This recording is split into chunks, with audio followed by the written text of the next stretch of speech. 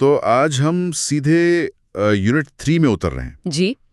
इसमें सुनने के हुनर पर, बातचीत में जो रुकावटें आती हैं और आपसी मेलजोल वाली बातचीत, मतलब अंतर्वैयक्तिक संचार, इस पर काफी कुछ है। हमारा मकसद है कि इसकी जो जरूरी बातें हैं उनको जरा समझें। हाँ, बिल्कुल।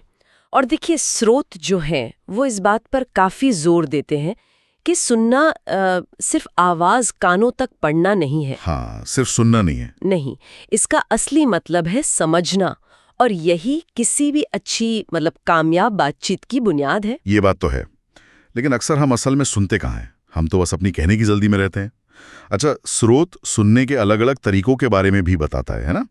मुझे ये बड़ा दिलचस्प लगा कि सुनने के भी प्रकार होते हैं। हाँ, और ये काफी अहम है जानना। जैसे स्रोत में बताया गया है, एक तो होता है सराहनात्मक श्रवण। सराहनात्मक? जी। जैसे संगीत सुनना या कोई कहानी सुनना सिर्फ मजे के लिए।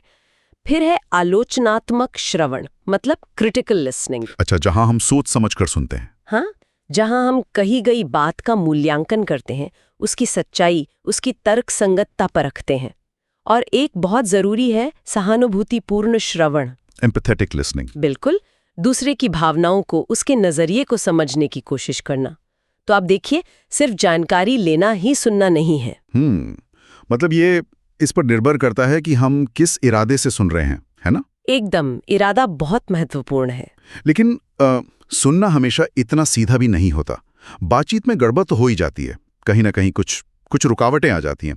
स्रोत इनका भी जिक्र करता है, ये बाधाएं। हाँ हाँ, बिल्कुल करता है, और ये बहुत आम है। स्रोत कई तरह की बाधाएं गिनाता भी है। जैसे एक है अर्थगत बाधा, सिमेंटिक बैरियर जिसे कहते हैं। अर्थगत मतलब शब्दों के मतलब वाली? हाँ, जब एक ही शब्द या वाक्य का मतलब आप और मैं बिल्कुल अलग अलग निकालें। आपने कुछ कहा, मैंने उसका मतलब कुछ और ही समझ लिया। अरे हाँ, ये तो मतलब रोज होता है। किसी ने कुछ कहा, हमने कुछ और समझा, और बस हो गया झगड़ा या गलतफहमी। बिल्कुल वही तो। और स्रोत में मनोवैज्ञानिक बाधाओं का भी जिक्र है, साइकोलॉजिकल बैरियर्स। वो क्या होती है?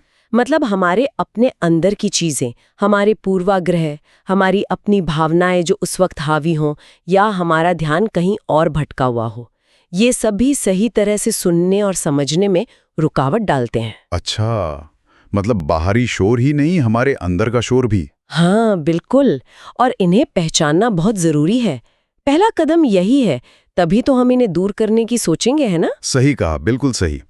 तो अगर हम ध्यान से सुने, इन रुकावटों को समझें और शायद दूर करें, तो क्या इससे हमारी आपसी बातचीत बेहतर होती है? स्रोत जो है वो अंतर्वैयक्तिक संचार यानी इंटरपर्सनल कम्युनिकेशन, इसके बारे में क्या खास बताता है? देखिए, स्रोत इसे सिर्फ जानकारी का लेन देन नहीं मानता, ये उससे कहीं ज्यादा है। अच्छा, हाँ, ये असल में दो या ज्यादा लोगों के बीच रिश्ते बनाने, उन्हें समझने और फिर निभाने का एक तरीका है।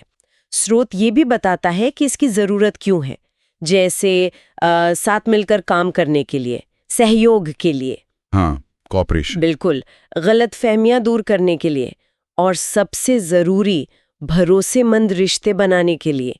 ये हमारी निजी जिंदगी और हमारी प्रोफेशनल लाइफ दोनों के लिए बेहद जरूरी है। तो मतलब कुल मिला के बात ये हुई कि सिर्फ बोलना ही काफी नहीं है, उतना ही जरूरी है कि हम ध्यान से सुने, समझें कि सुनने के अलग अलग तरीके क्या हैं। हाँ। बातचीत में क्या क्या रुकावटें आ सकती हैं, और क्यों ये आपसी समझ और मेलजोल, ये अंतर्वैयक्तिक संचार इतना मायने रखता है। एकदम सही कहा आपने। ये सारे हुनर, मतलब ध्यान से सुनना, रुकावटों को पहचान कर उन्हें पार करना और असरदार तरीके से आपसी बातचीत करना, ये सब सफलता के लिए बहुत जरूरी है, चाहे वो घर का माहौल हो या दफ्तर का। स्रोत इन बुनियादी बातों की एक अच्छी ठोस समझ देता है। बिल्कुल। और अब चलिए जाते जाते एक सवाल श्रोताओं के लिए सोचने को छोड़ जाते हैं। हाँ, ये अच्छा रहेगा। देखिए, श्रोता हमें सुनने के अलग अलग प्रकार और संचार की बाधाओं के बारे में बताता है, जैसा हमने अभी डिस्कस किया।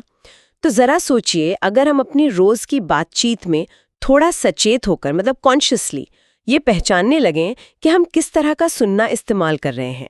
क्या हम सिर्फ जानकारी ले रहे हैं या सच में समझने की कोशिश कर रहे हैं? और उसी वक्त अगर हम ये भी पहचान पाएं कि कौन सी बाधा बीच में आ रही है, क्या वो बाहर का शोर है या शायद मेरे अपने अंदर का कोई पूर्वाग्रह है, कोई पहले से बनी हुई राय। हाँ, ये जानना कि रुकावट कहाँ से आ रही है। बिल्कुल, अगर हम ये कर पाएं तो हमारी बातचीत कितनी बदल सकती है, कितनी बेहतर हो सकती है।